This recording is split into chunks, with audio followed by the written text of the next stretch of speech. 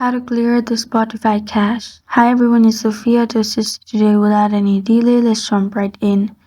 First, open settings on your device.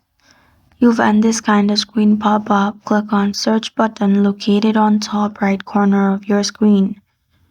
And in there, search for apps and notification. Simply search apps and you'll find apps and notification on third. Click on apps and notification.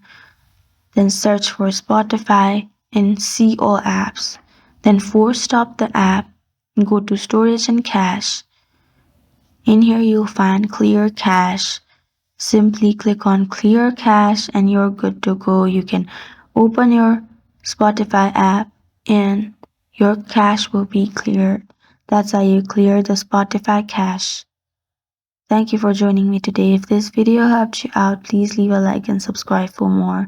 Got a question or want to suggest a topic? Comment below. I'm Sophia signing off. Until next time.